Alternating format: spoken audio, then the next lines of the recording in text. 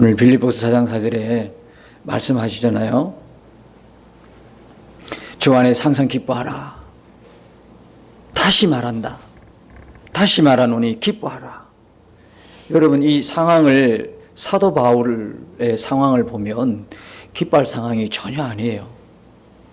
사도 바울은 지금, 원래 이 말씀은 누가 해야 되냐면, 예를 들어서 누군가가 감옥에 갇혔어요.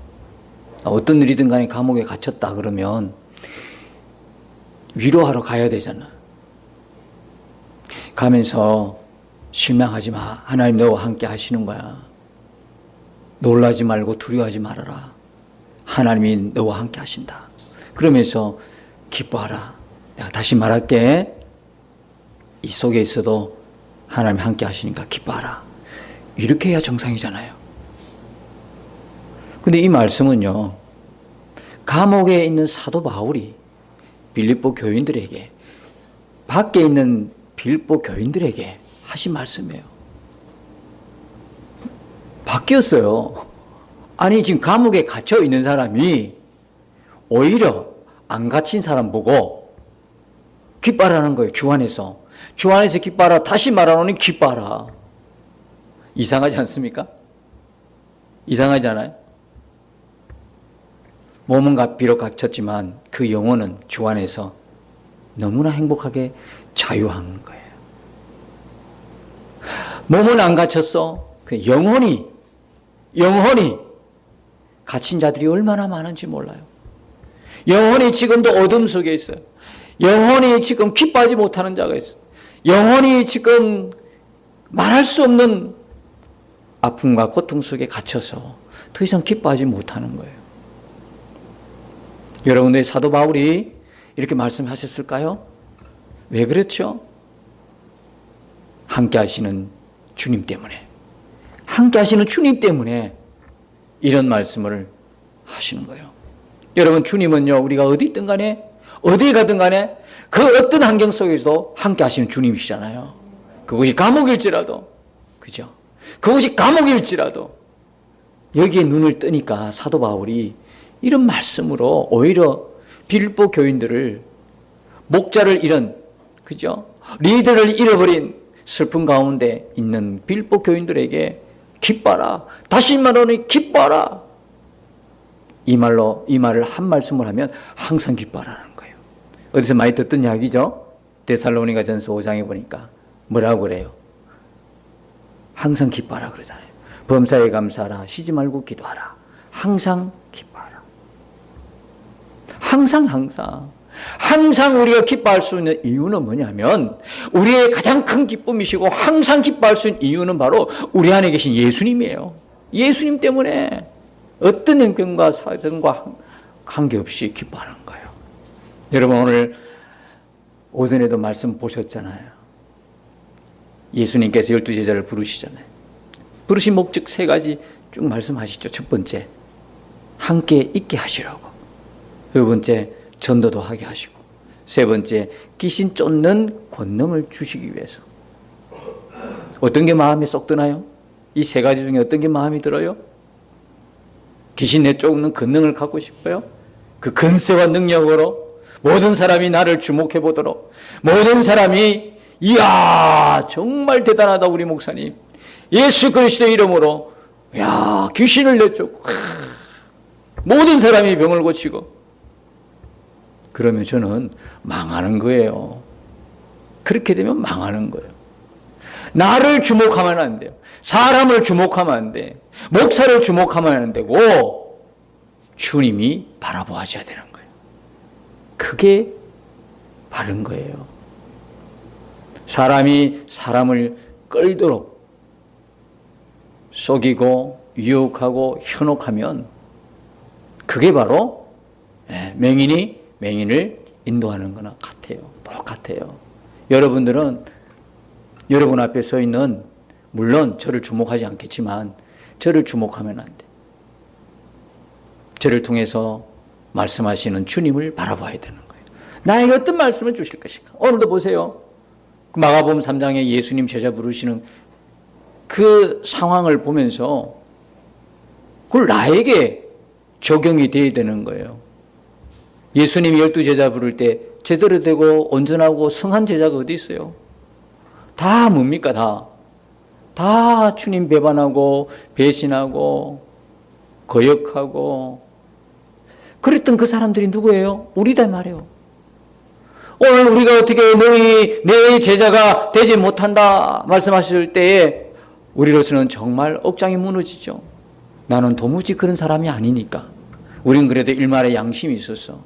이제 어느 정도 교회를 나오고 하나님 말씀을 알다 보니까 점점 내 마음 안에 양심의 빛이 막 그냥 그 빛 때문에 내가 누구인지를 알게 되니까 참 감사한데, 그러나 한편 큰 절망의 벽에서 하나님 어떻게 하면 좋겠습니까? 라고 부르짖으며 기도하니 할 수 없는 그런 실존의 나의 모습을 발견하잖아요. 우리가 어떻게 그렇게 할 수 있어요? 조그만 것 하나 버리지도 못한 우리가. 주님이 부르셨을 때는요, 여러분 우리 분명한 확신 하나 가지십시다. 주님이 불러셨을 때는 주님이 하게 하시는 거예요. 그 분명한 확신을 붙드세요. 주님이 누구를 부르셨다고 그래요? 예, 주님이 기뻐하는 자를 불렀다는 거예요. 저는 이 말씀 앞에요, 이 설교를 준비하면서 이 말씀 앞에 그냥 항복한 거예요. 나 같은 거를 주님이 기뻐했다는 거예요. 나 같은 거를 얼마나 기뻐했는지, 주님이 원하고 기뻐하는 자를 불렀다는 거예요. 근데 내 모양 보니까 어때요? 내 형편 보니까 어때요? 나도 나보기 실망스러운 존재잖아. 이건 도무지 이게 제대로 봐줄 수 없는 입장이잖아. 근데 주님이 어떻게 나를 보시길래 나 같은 거를 이렇게 부르셨나? 기가 막힌 은혜 아니에요. 어떻게 나 같은 사람을 하나님이 부르셨을까? 로마서 5장 8절에 보면 더 기가 막힌 말씀이 나와요. 우리가 아직 죄인되어 있을 때에 그리스도께서 우리를 죽으심으로 하나님이 우리에 대한 사랑을 확정했다는 말씀이 나오잖아요. 우리가 좀 그래도 덜 좀 미안스러울 때, 우리가 덜 창피스러울 때, 우리가 좀 덜 부끄러울 때, 좀 제대로 내가 생각해도 이만하면 됐어 라고 했을 때 그분이 그렇게 해주셨으면 그래도 조금 더 낫겠는데, 형편없는데, 아니 형편이 없는 게 아니고요, 전혀 하나님을 인식할 수 없을 때, 우리가 죄 가운데 어둠 속에 있을 때, 하는 일이라고는 전혀 하나님이 기뻐하지 않은 모습으로 살아갈 때, 죄의 종로로 탈 때, 영원한 사망에 놓일 때, 하나님 진노 속에 있었을 때, 그때에 예수님께서 우리를 위하여 죽으신 거예요. 그것이 하물며 뭐냐 하니까 그것이 우리를 향한 하나님의 사랑의 표현이라는 거예요. 여러분, 하나님의 사랑이 어디 있습니까? 여러분, 하나님의 사랑을 보여주세요. 이제는 우리 더 이상 할 말이 없어요. 뭘 보면 알아요? 십자가 보면 아는 거예요. 십자가를 바라보면 그것이 나에게 허락하신 하나님의 사랑이라는 거예요. 내가 무엇 했을 때? 죄인 되었을 때에, 가망이라도 있을 때가 아니라 좀 글싸하게 모양으로 걸치고 내가 그래도 누군가에 보일 수 있을 만한 그런 어떤 자격이나 어떤 무엇이 있어서가 아니라, 전혀 오늘 우리를 부르신 하나님은 우리의 자격으로 아니라 은혜로 우리를 부르신 거예요. 주님의 은혜. 여러분, 피트등 여러분, 이제 임직자 교육도 받으시고 그러는데, 첫 번째 생각은요, 내가 우리 교회에서 그래도 나밖에 없지 뭐, 될 만한 인문이 나밖에 없지 뭐, 나 아니고는 누가 돼? 나는 그래도 그동안 열심히 충성한 사람인데 내가 신앙생활을 한 지가 벌써 몇십 년이나 되고 몇 년인째인데 지금 나 아니고는 누가 될 수 있어? 그렇게 생각하실 분은 아무도 없겠지만 근본적으로 생각해야 될 건 뭡니까? 주님의 은혜로 부름을 받았다 하는 거예요. 그렇게 돼야 할 말이 없는 거예요. 어떤 자격으로 부름 받았다면요, 조금 거부할 수는 있어요. 아직 멀었어요, 목사님. 나 같은 게 하고 거부할 수도 있어요. 양보할 수도 있다니까요. 뭐로 보니까요? 자격으로 보니까요. 근데 나는 전혀 자격이 없어요. 그만한 사람이 안 돼. 누가 이야기 안 해도 내가 더 잘 알아. 그러면요, 거부할 수도 없고 양보할 수도 없어요. 그냥 뭐 할 뿐이에요? 순종할 뿐이에요. 여러분, 이제 우리끼리 이야기할 때요, 얼마나 오랫동안 예수 믿은 것 가지고 이야기하지 마십시다. 예수님과 동행한 지가 얼마 됐냐를 물어봐야 되는 거예요. 얼마나 오랫동안 내가 예수 믿었냐가 중요한 것이 아니라 예수님과 동행한 지가 얼마나 됐냐. 진짜 예수 믿은 지가 얼마 됐냐. 그거로 우리는 서로를 존중하고 고려하고 배려할 수 있어야죠. 자격이 아니에요. 주님의, 그래서 12제자 12지파 보세요. 믿음의 조상이라고는 아브라함 보세요. 여러분, 우리는 몰랐을 때는 아브라함이 믿음이 좋은 상태에서 부름을 받은 줄 알고 있어요. 믿음이 좋은 사람이 2번씩이나 아내를 그렇게 합니까? 하나님이 씨를 주겠다고 분명히 약속했는데 그 응답이 더드니까 바로 뭡니까? 원색이 드러나잖아요. 우리 본색이 드러나잖아요. 우리는요, 하나님이 응답하셨다 할렐루야 박수치고 막 그러죠. 조금만 늦어봐요. 처음 예수 믿을 때는 하나님이 적각 응답해 주세요. 왜 그래요? 하나님이 진짜 경험적으로도 이렇게 느낄 수 있도록 해 주셔요. 근데 좀 신앙생활 하다 보니까 하나님 그래요? 그때도 그렇게 적각 하시던가요? 왜 하나님이 응답이 없는 것처럼 보여요? 왜 마치 하나님이 처음에는 안 그래놓고 나중에 가면 갈수록 안 보이는 것처럼 그래요? 왜 숨으시는가요? 마치 그렇게 보여요? 처음에는요, 애기처럼 다루시잖아요. 조금만 쉬하면 금방 기적이 갈아주잖아요. 엥 하면 바로 젖물리잖아요. 우리도 처음에 예수 믿을 땐 그랬어요. 하나님이 적각. 근데 가면 갈수록 하나님이 그렇게 응답하지 않아요. 마치 하나님이 없는 것처럼.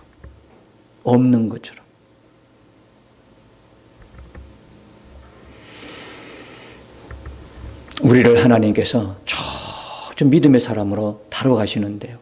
아브라함을 불렀을 때 그 아브라함이요, 형편없었어요.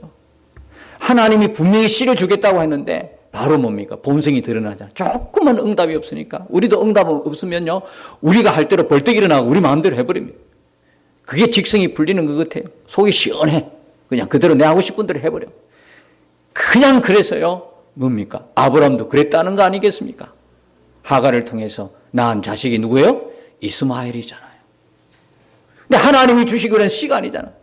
그 이후로 13년 동안 하나님이 아브라함에게 나타나지 않잖아요. 마침내 14년 지난 후에 아브라함이 99세 때 완전히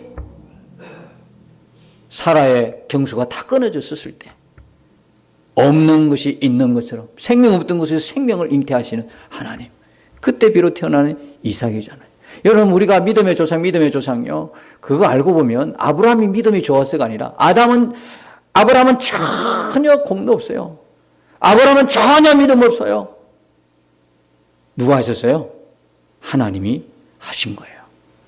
하나님이 애굽에서 바로 앞에서 행했던 그 일들을 통해서 정말 깜짝 놀란 것은 누구냐면 바로 왕이 깜짝 놀란 것이 아니라 아브라함이 놀란 거예요.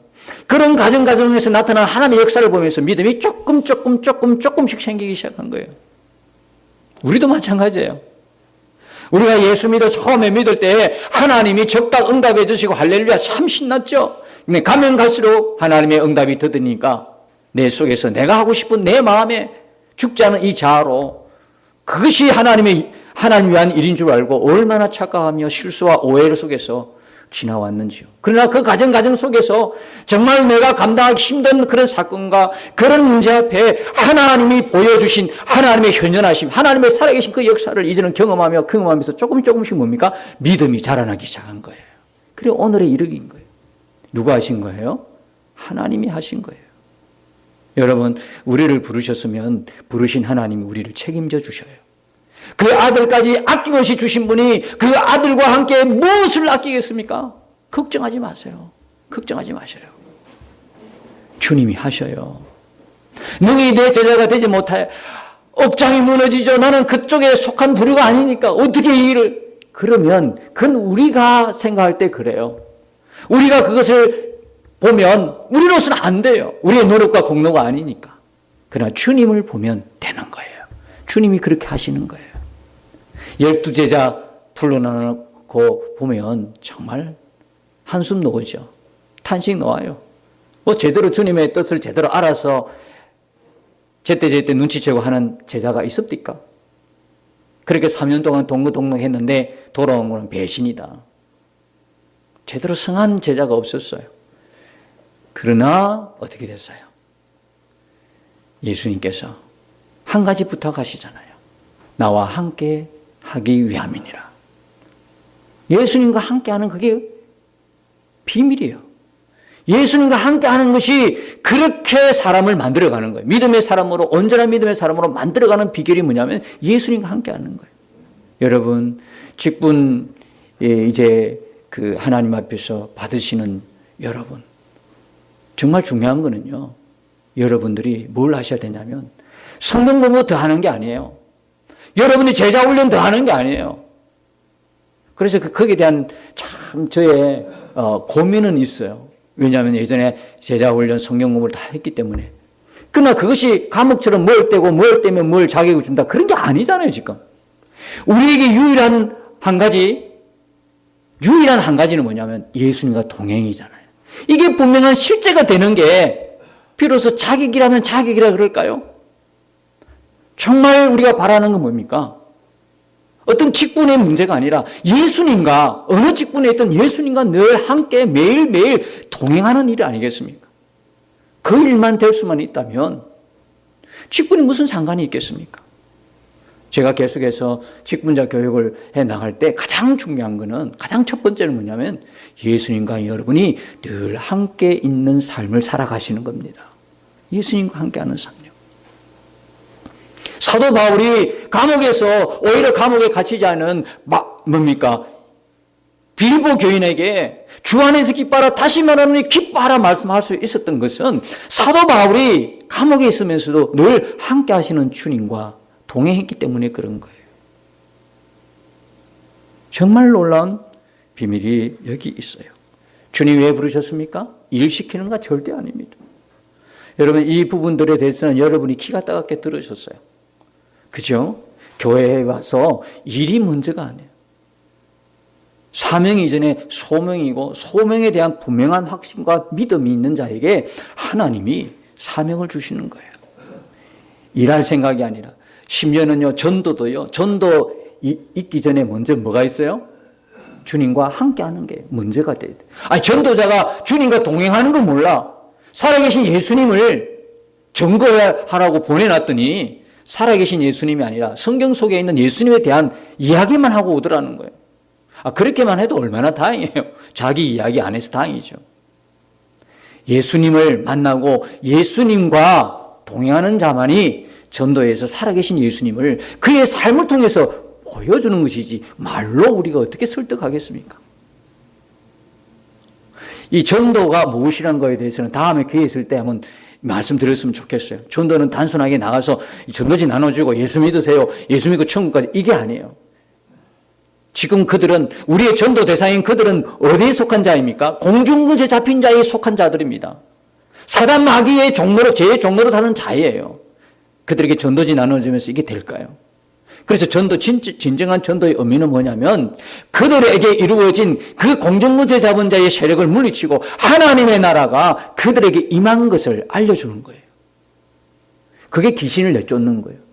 귀신을 내쫓는 거는 뭐냐면 귀신이 나가는 게 목적이 아니에요. 귀신이 나갔다는 이야기는 마태복음 12장 28절에 보니까 성령이 임함으로 하나님의 나라가 임했다는 증거가 뭐냐면 귀신이 내쫓기는 거예요. 귀신이 내쫓기고 하나님 나라가 임한 거예요. 전도는 바로 그런 거죠. 그러나 그 이전에 먼저 하나님과 함께함이 이루어져야 된다는 거예요. 반드시 하나님과 함께함이 있어야 된다는 거죠. 지난번에 한 말씀 드렸나요? 어떤 분이 교회 장례식장에 장례식 예배를 인도하러 가야 되는데 설교를 준비하는 자꾸 주님이 그 마음을 주시더라는 거예요. 기뻐하라. 너무 놀란 거죠. 아니, 그 슬픔 속에 있는 그 장례식장에 설교가 기뻐하라니, 이게 너무 부담스러운 거 아니에요? 그런데 말씀에도 그게 있어요. 데살로니가 전서 5장 16절 보니까 항상 기뻐하라는 거예요. 이거 어떻게 해야 돼? 난감하잖아요. 그래서 예수님께 물어봤다는 거예요. 주님, 이렇게 가족을 잃어버린 슬픔 속에 있는 유가족들에게 어떻게 기뻐하고 설교할 수 있으며 그 기뻐할 이유가 뭐라고 설명해야 됩니까? 했더니 적시 주님이 그 마음을 주시더래요. 내가 있잖아. 내가 있잖아. 내가 있잖아. 내가 있잖아. 그랬더라는 것입니다.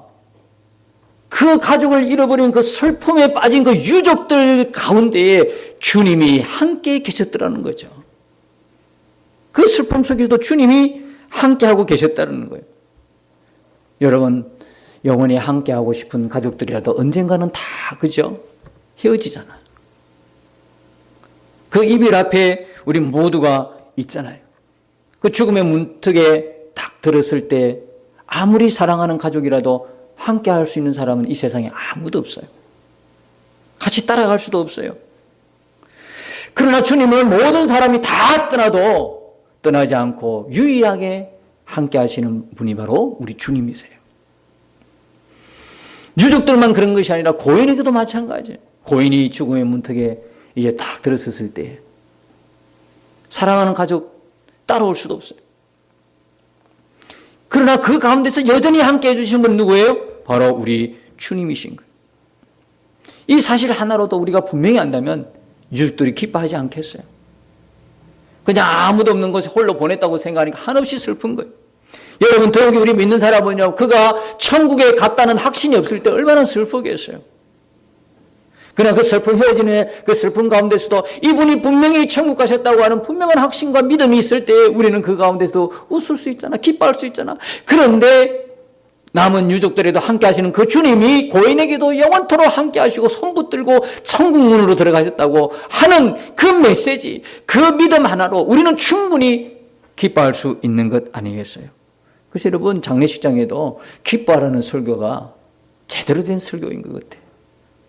사랑하는 여러분, 우리 교회는 이래 보면 하나님께서 나이대로 보내주신다면 아마 저보다도 앞서가는 분은 몇 분밖에 안 될 거, 몇 분이 아닐 것 같아요. 그죠?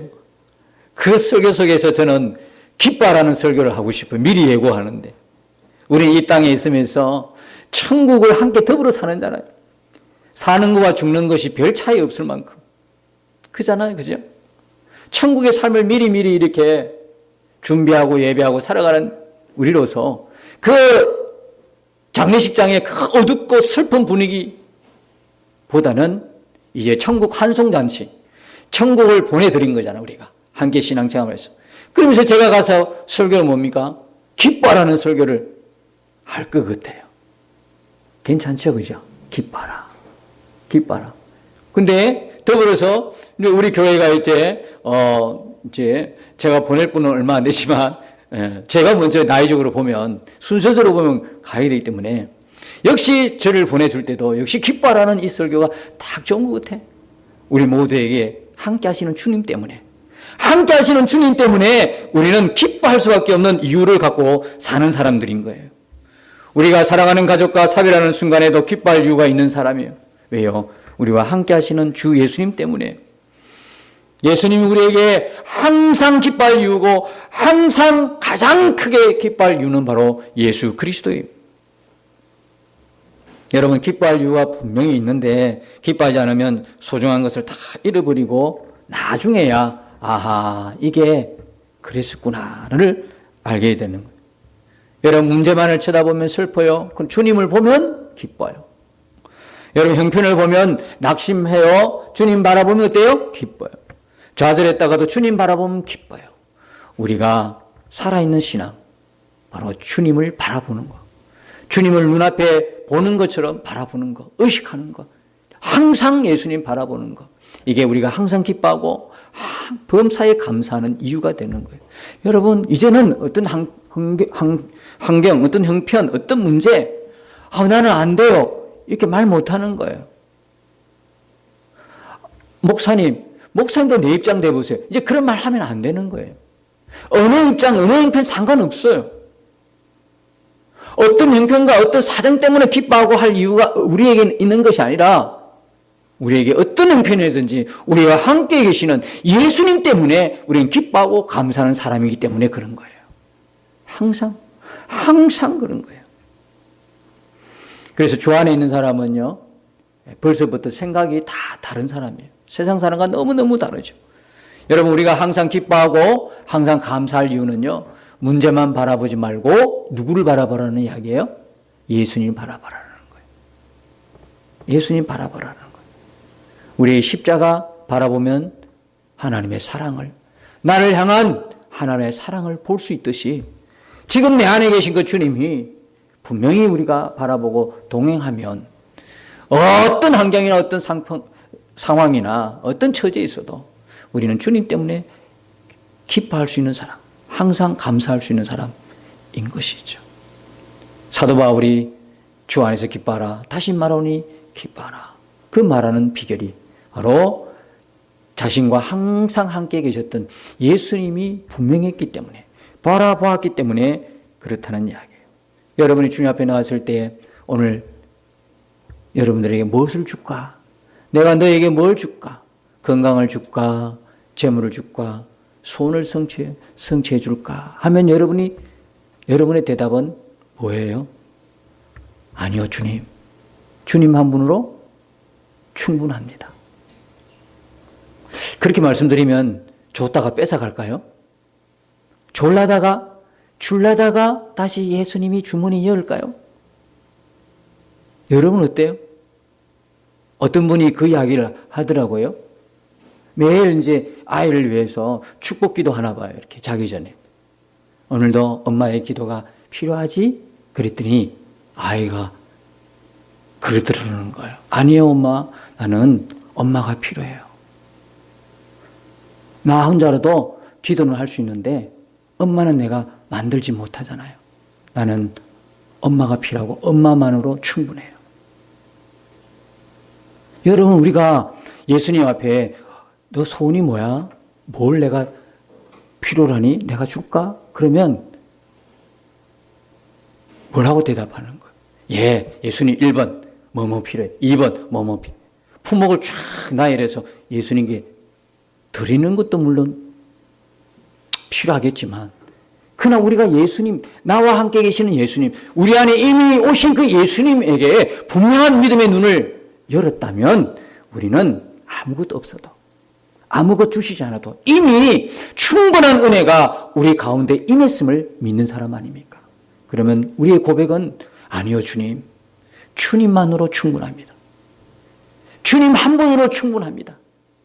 그렇게 하신다면 우리가 그 아이를 통해서 받았을 그 어머니의 감격만큼, 아니, 우리 주님이 우리를 보면서 감격해 하시고 기뻐하시는 그 모습들 상상이 되지 않겠습니까? 사랑하는 여러분, 피트된 임직을 준비하는 여러분, 항상 여러분들이 제대로 된 훈련을 받으실 내용은 우리 안에 계신, 여러분 안에 계신 예수님이십니다. 여러분들이 정말 예수님 온전히 한 분만 바라보고 예수님과 동행이 분명한 사람이면 여러분들은 하나님이 부르셨던 그 일꾼의 아름다운 그 모습으로 주님의 그 마음으로 교회를 섬기게 될 것이고 주님이 여러분을 기뻐 받으실 것입니다. 여러분의 귀한 섬김과 여러분들의 귀한 하나님의 한 믿음의 행위들이 하나님께서 보시기에 합당하고 하나님께서 기뻐 받으시는 여러분의 섬김 되기를 축복합니다. 이번 한 주간도 우리의 삶이 늘 이렇게 우리와 함께 하시는 예수님 우리가 꼭 바라보면서 예수님과의 동행이 분명한 실제가 되는 행복한 한 주간 되시기를 예수님 이름으로 축복합니다.